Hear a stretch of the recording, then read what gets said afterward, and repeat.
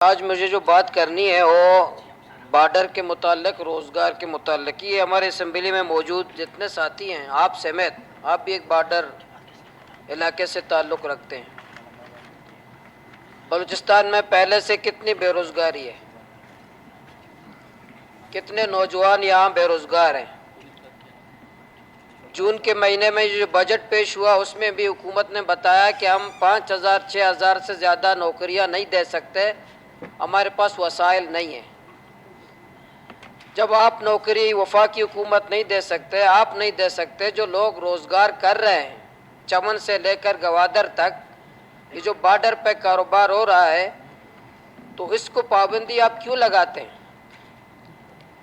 کل ہمارے جیونی کا ایک صوبیدار نے آرڈر جاری کیا ہے، ایف سی کے صوبیدار صاحب نے، کہ جو بھی گاڑی مجھے روڈ پہ نظر آیا ڈیزل کا میں اس کو پکڑوں گا. باقاعدہ لوگوں کو دھمکیاں دے رہا ہے.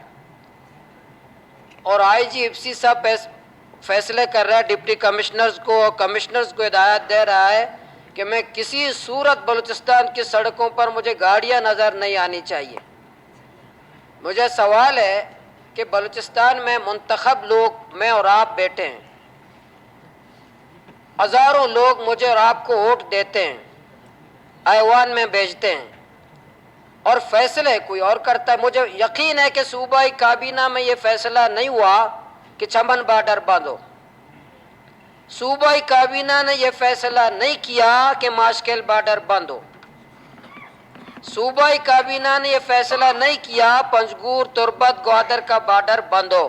یہ کس نے فیصلہ کیا ہے؟ یہ کون فیصلے کرتا ہے؟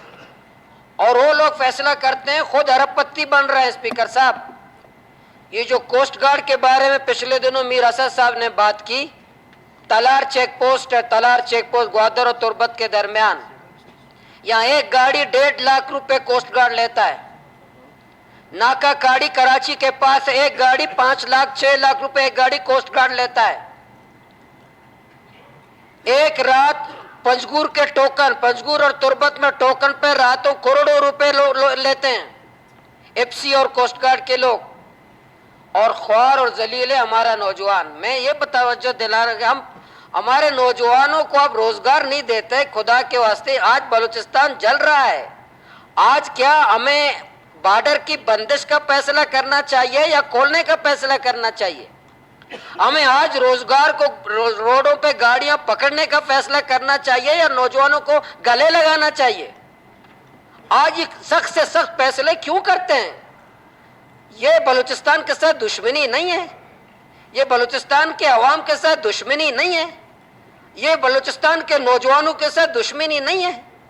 میں اپنے گوادر کے ایک نوجوان، میں نے وزیر اعلیٰ صاحب سے بھی کہا، رضوان نامی ایک نوجوان ہے، بیلا میں خودکش اس نے کیا ہے. رضوان پتہ ہے کون تھا اسپیکر صاحب؟ بارڈر کا ایک مزدور تھا. 3 دفعہ کوسٹ گارڈ نے اس پہ تشدد کیا، پھر اپنا اس بوٹ کو وہیں پھینک کر کے اپنے جسم پہ بم باندھا، جا کے بیلا میں پٹا. آپ کیا کرتے ہیں؟ آپ کے یہ فیصلے خودکش بمبار تیار کر رہے ہیں. آپ جو فیصلے کرتے ہیں نوجوانوں کو ہزاروں کی تعداد میں آپ پہاڑ کی طرف لے کر جا رہے ہیں. تو آپ خدا کے واسطے میں صوبائی حکومت کو بھی، وفاقی حکومت کو بھی کہتا ہوں، روزگار دیں. یہ بلوچستان کے فیصلے ہم کریں، منتخب لوگ کریں. ایف سی کیوں کرے؟ آئی جی ایف سی کیوں بلوچستان کے فیصلے کرے؟ کوسٹ گارڈ والے کیوں فیصلے کرے؟ اسپیکر صاحب، آئی جی ایف سی کیوں فیصلہ کرے؟ ہمارے اسلام آباد والے کیوں ہمارے فیصلے کرے؟ ہمیں اہلیت نہیں ہے؟ ہمیں صلاحیت نہیں ہے؟ ہم کیا بلوچستان کے باشندے نہیں ہیں؟ اور یہ کیوں آپ یہ بارڈر بند کر کے آج نوجوان، آج ہزاروں کی تعداد میں لوگ احتجاج کرتے ہیں، ہزاروں کی تعداد میں لوگ فریاد کر رہے ہیں، کوئی سننے والا نہیں ہے، کوئی ایک سننے والا نہیں ہے. کہاں فریاد کر رہے ہیں لوگ؟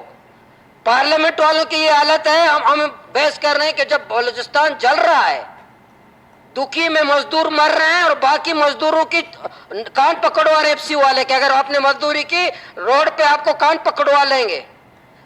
وہاں کان میں لوگ قتل ہو رہے ہیں اور شاہراہ پہ ایف سی لوگوں کو مرغا بنا رہا ہے. تو مجھے بتائیں، آپ بتائیں کہ نوجوان پارلیمنٹ پائیں گے؟ نوجوان قانون مانیں گے؟ نوجوان آئین مانیں گے؟ ایک طرف ایف سی इफ्सी के कर्नल और जनरल अरबपति बन रहे हैं बलूचिस्तान में। कोस्ट गार्ड के कर्नल और जनरल यहाँ लूट करके अपने जायदादें बना रहे हैं। अच्छा, इस तरह मेरी बात सुनिए, मुकम्मल करता हूँ। इतराबाद साहब, मैं गुजारिश कर रहा हूँ, मुकम्मल करता हूँ। मैं बलूचिस्तान की नुमाइंदगी कर रहा हूँ। आपकी रहनुमाई के लिए मैं गुजारिश कर दूं, आप इस तरह करें। ये आपकी बातें बिल्कुल सारी 100% सही है, हम इत्तेफाक करते हैं। आप इसको एक करारदाद की शक्ल में लाएं और आप ये कहें कि बलूचिस्तान के अंदर स्मगलिंग की इजाजत दी जाए। देखें, स्मगलिंग से पहले मैं करप्शन की बात करता हूँ। स्मगलिंग क्यों? स्मगलिंग कुरान में आया नाजायज है? कुरान में आया?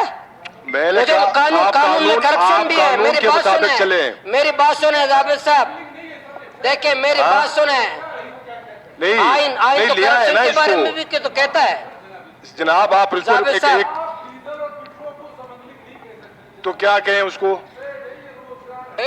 ये स्मगलिंग नहीं है, खुदा रहा मैं कहता हूँ जनाब स्पीकर साहब, इसको स्मगलिंग का नाम मत दे दे। मेरी बात सुने, जो भी चीज आप इंटरनेशनल बॉर्डर को क्रॉस करते हैं, सीएम तो ठीक है, आप बंद करें, क्या करें? लेकिन आइन में आप बताएं, आप मुलाजमत दे दें, आप एकदम टोटल चमन से लेकर आपका ग्वादर तक एग्री करते हैं हम। चमन सर, मैं आपके साथ इत्तेफाक करता हूँ। में गुजर गए बेचारे लोगों। मैं आपसे इत्तेफाक करता हूँ कि ये गलत है। बात तो मैं करने कहता हूँ ये ठीक, आपकी बात सही है, मैं एग्री करता हूँ। आप कहते हैं इसको, मैंने कहा ये शक्ल दे दे गवर्नमेंट ऑफ बलूचिस्तान से या फेडरल गवर्नमेंट से, इसकी इजाजत ले। आप बात सुने स्पीकर साहब, बात सुने। बात जी डॉक्टर साहब। स्पीकर साहब, मैं आपसे अर्ज करूं, ये तमाम मेरे लिए काबिल एहतराम है, लेकिन थोड़ा सा मैं आपको बता दूं कि ये डीजल का इजाजत किसने दिया और क्यों दिया, इसकी क्या बैकग्राउंड थी। अगर स्मगलिंग था तो जनरल सरफराज ने उस वक्त वहां के हालात को देखकर और उसने बहुत बड़ी डिबेट की, इसके बाद तब जाके उसने गाड़ियों की रजिस्ट्रेशन शुरू की।